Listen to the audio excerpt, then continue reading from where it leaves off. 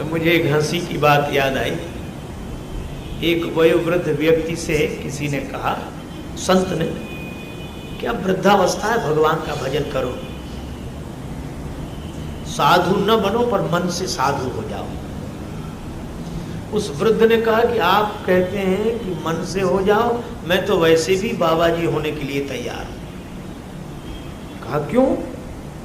किसी संत के कहने से? बोले ना, मेरा जो पौत्र है उसे मैं गोद में खिलाता हूं, तो मेरी गोद में जब बैठता है बेटे का बेटा, तो मुझसे कहता बाबा बाबा, तो बाबा, तो मुझे लगता है कि अब तो बाबा हो जाना चाहिए।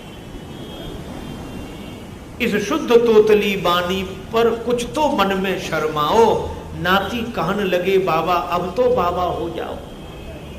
तो संत ने कहा कि यह तो बड़ी अच्छी बात है, आपका बड़ा अच्छा विचार है, लेकिन बोले पूरी बात तो सुनिए। विचार बदल जाता है। कहा कि विचार बदल क्यों जाता है?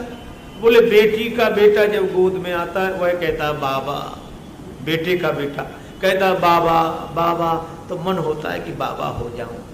लेकिन थोड़ी देर में जब बेटी का बेटा गोद में आता है तो वो कहता नाना नाना, तो फिर विचार बदल जाता है। क्या मुझे लगता है, मैंने सुना था किसी गांव में आग लगी, सभी भाग गए और दो जलने के लिए मजबूर थे, एक अंधा एक लंगड़ा। अंधा भाग तो सकता था पर उसे आग दिखती नहीं थी, लंगड़े को आग दिखती थी, वह भाग नहीं सकता था। लंगड़े ने अंधे से कहा कि तुम हमें अपने कंधे पर बिठा लो, आंख हमारी पांव तुम्हारे, दोनों आग से बच जाएंगे। अंधे ने लंगड़े को कंधे पर बिठा लिया, दोनों बच गए। यह कहानी बड़ा सार्थक संदेश देती है। आज भी चारों तरफ आग लगी है, ईर्ष्या की, अशांति की, और अगर समाज बचना चाहे तो एक ही उपाय है, अंधा लंगड़े को कंधे पर बिठा ले। अंधा कौन और लंगड़ा कौन? अंधी जवानी और लंगड़ा बुढ़ापा।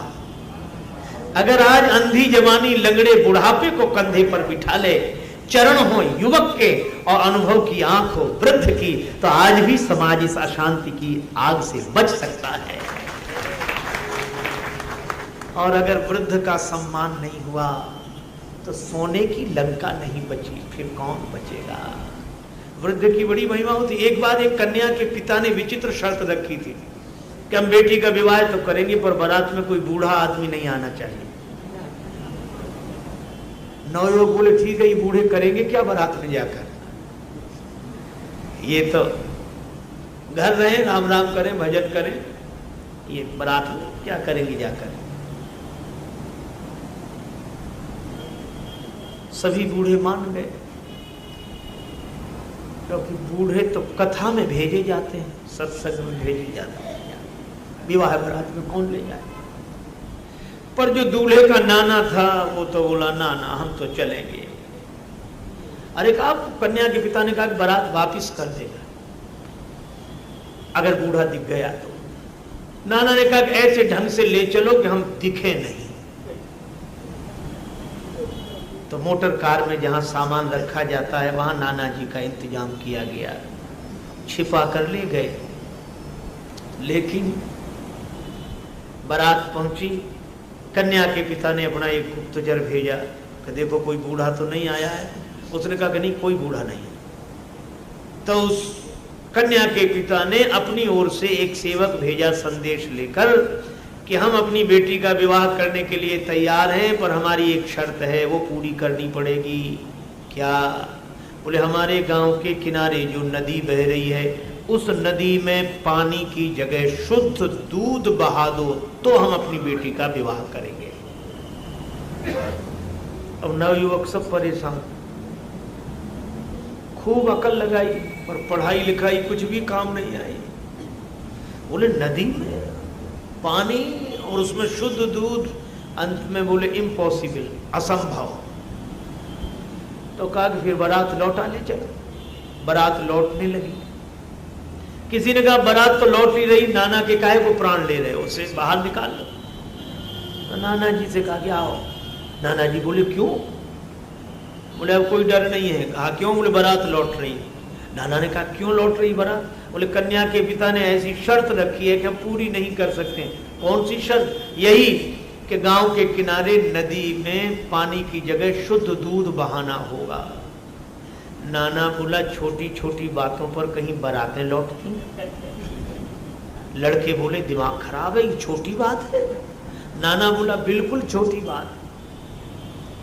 तो बोले फिर हम क्या करें? बोले कुछ नहीं, तुम भी अपनी ओर से एक सेवक भेजो और संदेश भेजो कि हमने दूध का इंतजाम कर लिया, नदी में जितना दूध बहाना हो बहा लो, हमारे पास शुद्ध दूध की व्यवस्था है, लेकिन हमारी भी एक शर्त है। क्या? नदी का पानी खाली तुम करा दो, दूध हम बहा देंगे। अब कन्या के पिता को पता लगा कि वो कहते नदी का पानी खाली कराओ, दूध हम बहा देंगे। तो कन्या का पिता बोला कि जरा छानबीन अच्छी तरह करो, बारात में जरूर कोई वृद्ध आया है, बूढ़ा आया है, नहीं तो ये हो नहीं सकता।